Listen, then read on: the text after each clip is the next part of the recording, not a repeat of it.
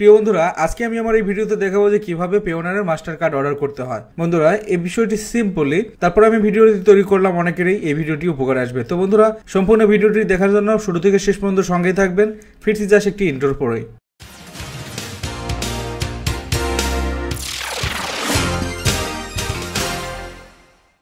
বন্ধুরা, পেওনারের master card order করার জন্য আমি চলে যাব আমার পেওনার অ্যাকাউন্টে। এর জন্য একটি ব্রাউজার ওপেন করছি এবং ব্রাউজারের অ্যাড্রেস বারে গিয়ে টাইপ করব www.myaccount.payoneer.com। এই অ্যাড্রেসটি টাইপ করে যে ইন্টারফেস আসবে সেখানে আমাদের পেওনার অ্যাকাউন্টের মেইল এবং পাসওয়ার্ড দিয়ে সাইন ইন করে নেব। বন্ধুরা, অলরেডি আমি আমার অ্যাকাউন্টে সাইন ইন করে নিয়েছি। সাইন ইন করার পর এখন আমি চলে যাচ্ছি কার্ড মেনুতে। কার্ড মেনুতে যাওয়ার পর আমরা দেখতে পাচ্ছি এরকম একটি ইন্টারফেস আসছে। এখানে আমাকে যেটা করতে হবে, এই যে দেখুন, to order a Payoneer card, receive payments of at least 100 USD or equivalent to your account in a 6-month period। মানে এখানে যেটা বোঝাতে চাচ্ছে সেটা হচ্ছে যে আপনার অ্যাকাউন্টে লাস্ট 6 মাসের মধ্যে at least $100 রিসিভ করতে হবে। জাস্ট $100 একটা ট্রানজাকশন হলেই হবে। তবে হ্যাঁ, এখানে অনেকেই প্রশ্ন করতে পারে যে $100 যদি আমি দুইবারে নেই হবে কিনা। আমি আসলে এই ব্যাপারে শিওর না। এই জন্যই আমার যতগুলো অ্যাকাউন্টে কার্ড অর্ডার করেছি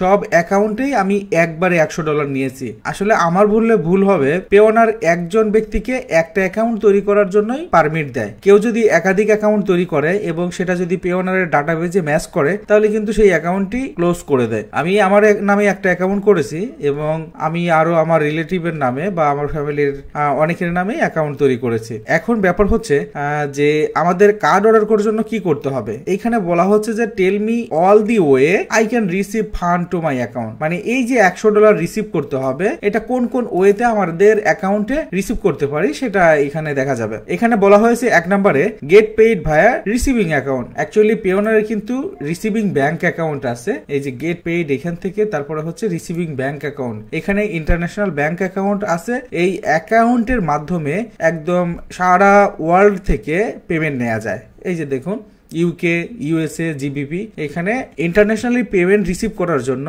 অ্যাকাউন্ট রয়েছে। এই অ্যাকাউন্টের মাধ্যমে যদি আমরা মিনিমাম $100 ডিপোজিট করি তাহলে কিন্তু আমরা কার্ড অর্ডার জন্য এলিজিবল হব। আচ্ছা, এরপরে রয়েছে send payment request to bill customers directly. এই যে এইখানে যেটা বোঝাতে চাচ্ছে যে আমরা কিন্তু রিকোয়েস্টের মাধ্যমেও অনেকের কাছ থেকে বা ক্লায়েন্টের কাছ থেকে পেমেন্ট নিতে পারি। এই যে রিকোয়েস্ট এ পেমেন্ট, এরপর এখানে কিছু সেটআপ আছে, সামান্য কিছু সেটআপ। যদি আপনাদের কারো এটা অজানা থাকে তাহলে আমার ভিডিওর লাস্টে ইন স্ক্রিন থেকে একটি ভিডিও অ্যাড করে রাখবো, সেখান থেকে দেখে নিতে পারেন। এটার একটু সেটআপ আছে, অল্প 4-5টা স্টেপে জাস্ট কিছু ইনফরমেশন দিয়ে সাবমিট করতে হয়। তো রিকোয়েস্ট দিয়েও কিন্তু আমরা পেমেন্ট নিতে পারি এবং সেই রিকোয়েস্টের পেমেন্টটাও কার্ড অর্ডারের জন্য এলিজিবল হবে। ওকে, এরপরে হচ্ছে রিসিভ মার্কেট প্লেস পেমেন্ট। আমরা কিন্তু আমাদের Payoneer account fibre, Upwork, freelancer এরকম যে মার্কেট প্লেস আছে সেখানে লিংক করে পেমেন্ট নিতে পারি। তো সেই সব সাইট থেকে যদি পেমেন্ট নেই বা মার্কেট প্লেস থেকে পেমেন্ট নেই, সেটাও কিন্তু কার্ড অর্ডারের জন্য এলিজিবল হবে। Okay, lastly receive payments from others Payoneer account. আমরা যদি অন্য পেওনার অ্যাকাউন্ট থেকে, মানে পার্সোনাল টু পার্সোনাল অর্থাৎ P2P, মানে আমি আপনাকে দিলাম, আপনি আমাকে দিলেন, বা আপনি অন্য কারো পেওনার অ্যাকাউন্ট থেকে পেমেন্ট নিলেন, এরকম ভাবে যদি আপনি $100 ডিপোজিট করেন বা $100 পেমেন্ট রিসিভ করেন তাহলে কিন্তু আপনি কার্ড অর্ডার করার জন্য এলিজিবল হবেন। অনেকেই আমি দেখেছি আমার ভিডিওতে সে বলেছে বা আমার সাথে যোগাযোগ করে বলেছে বিভিন্ন সাইট থেকে পেমেন্ট নিতে গিয়ে বা বিভিন্ন মানুষের কাছ থেকে এই যে কার্ড অর্ডার করার জন্য ডলার নিতে গিয়ে প্রতারিত হয়েছে। আমি ইউটিউবিং করছি দীর্ঘ 7-8 বছর। এই সময়ে হয়তো অনেকেই আমাকে চেনেন এবং আমার ভিডিও ডিসক্রিপশনে আমার পেজ, আমার গ্রুপের লিংক দেওয়া আছে, তারপর আমার পার্সোনাল প্রোফাইলের লিংকও দেওয়া আছে। তো এই ক্ষেত্রে যদি কারো প্রয়োজন হয় শুধুমাত্র কার্ড অর্ডার করার ক্ষেত্রে অথবা অনলাইনে পেমেন্ট করার ক্ষেত্রে বা অনলাইনে পারচেজ করার ক্ষেত্রে যদি কারো ডলার প্রয়োজন হয়, সেই ক্ষেত্রে শুধুমাত্র আমার সাথে যোগাযোগ করতে পারেন। যদি আমার কাছ থেকে অ্যাভেলেবল ডলার থাকে তাহলে আমি আপনার অনলাইনে পারচেজ অথবা আপনার এই কার্ড অর্ডার করার জন্য পেমেন্ট দিয়ে বা ডলার দিয়ে সাহায্য করতে পারবো। তো বন্ধুরা, এখন আমাদের যেটা করণীয় সেটা হচ্ছে যে আমাকে এই অ্যাকাউন্টে মিনিমাম $100 ডিপোজিট করতে হবে। এখন আমি $100 ডিপোজিট করি। ডিপোজিট আমি রিকোয়েস্ট পেমেন্টের মাধ্যমে নিতে পারি অথবা আমার মেইল দিয়ে অন্য কোনো পার্সোনাল বা আদার্স পেওনার অ্যাকাউন্ট থেকেও নিতে পারি। যাই হোক, আমি $100 ডিপোজিট করার পর তারপরে কার্ড অর্ডার কিভাবে করতে হয় সেই প্রসেসটি নিয়ে আসবো। আসবো। বন্ধুরা আপনারা হয়তো দেখতেই পাচ্ছেন আমি আমার অ্যাকাউন্টে অলমোস্ট $100 ডিপোজিট করেছি। তো এবার আমি আমার কার্ডের জন্য অর্ডার করব। আর কার্ডের জন্য অর্ডার করার জন্য কার্ড অপশনে যাচ্ছি। এখান থেকে আপনারা এখন একটি ইন্টারফেস দেখতে পাচ্ছেন এবং এই ইন্টারফেসে রয়েছে অর্ডার কার্ড। তো আমি অর্ডার কার্ডে ক্লিক করছি। অর্ডার কার্ডে ক্লিক করার পর আপনারা হয়তো দেখতে পাচ্ছেন এইখানে দুইটা টাইপের কার্ড দেখাচ্ছে, একটা হচ্ছে ভার্চুয়াল কার্ড আর একটা হচ্ছে ফিজিক্যাল কার্ড। ভার্চুয়াল কার্ড এবং ফিজিক্যাল কার্ডের ব্যবধান কি বা কোনটার কি সুবিধা সেটা আমি সংক্ষিপ্তভাবে বলছি। ভার্চুয়াল কার্ড আপনি যদি এখন অর্ডার করেন তাহলে আজ থেকে 2 দিনের মধ্যেই ভার্চুয়াল কার্ড পেয়ে যাবেন, মানে এক কথায় ভার্চুয়াল কার্ড অর্ডার করার 2-3 দিনের মধ্যেই পাওয়া যায়। কিন্তু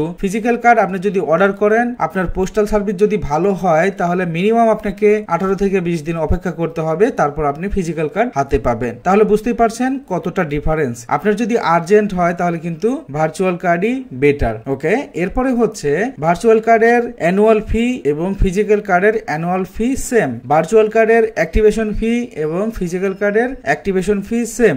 ভার্চুয়াল কার্ড দিয়ে আপনি যেখানে পেমেন্ট করতে পারবেন, ফিজিক্যাল কার্ড দিয়েও আপনি সেখানেই পেমেন্ট করতে পারবেন। শুধু একটা জায়গায় ডিফারেন্স হচ্ছে আপনি ভার্চুয়াল কার্ড দিয়ে পজ ট্রানজাকশন করতে পারবেন না, মানে বিভিন্ন শপে যে মেশিন থাকে ওই পজ মেশিনে আমরা পাঞ্চ করে পে করতে পারবো না।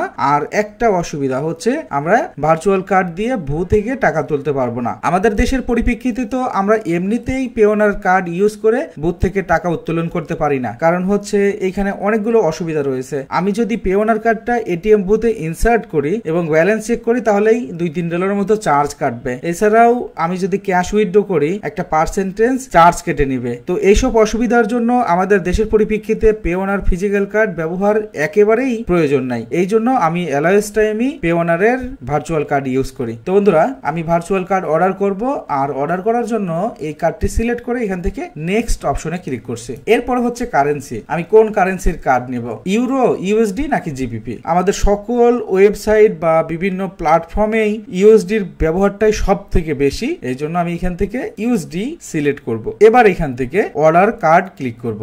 বন্ধুরা দেখতে পাচ্ছেন আমার কার্ড অলমোস্ট অর্ডার হয়ে গেছে। এখন জাস্ট আমাকে ওয়েট করতে হবে। দেখুন এখানে 3টা স্টেপ রয়েছে। Order card, check your inbox for confirmation email. তাহলে আমি আমার ইনবক্সে যাচ্ছি। ইনবক্সে যাওয়ার পর আমার মেইলটা কনফার্ম করে দিচ্ছি, বা যদি কোনো কনফার্মেশন চাই সেটা কনফার্ম করে দিব। ওকে, এরপরে হচ্ছে review of order. We are reviewing your order, it usually take up to 3 business days. When done we will send you an email with a link to your virtual card details. যখন এটা approve হবে তখন আমাকে ইমেলের মধ্যে জানিয়ে দিবে এবং আমার কার্ডের সমস্ত কিছু একটি লিঙ্কের মাধ্যমে দিয়ে দিবে। এরপর হচ্ছে active card. Once you receive your virtual card details, active the card to start using it. যখন আপনি কার্ডটি পাবেন তখন আপনার ব্যবহারের জন্য কার্ডটি অ্যাক্টিভেট করতে হবে। আর পেওনারের ভার্চুয়াল কার্ড কিভাবে অ্যাক্টিভ করে সেটা আমি আমার পূর্বের ভিডিওতেই দেখিয়েছি। এই ভিডিওর ইন স্ক্রিন অ্যানোটেশনে অ্যাটাচ করে রাখবো, দয়া করে সেখান থেকে দেখে নেবেন। তো বন্ধুরা আশা করি আপনাদের বোঝাতে পেরেছি যে কিভাবে পেওনারের কার্ড অর্ডার করতে হয়। আশা করি এই ভিডিওটি আপনাদের সামান্য হলেও উপকারে আসবে। আর যদি উপকারে আসে তাহলে দয়া করে একটি ভিডিওতে লাইক দিবেন, কমেন্ট করে আপনার মতামত জানাবেন এবং পরবর্তীতে আরো টিপস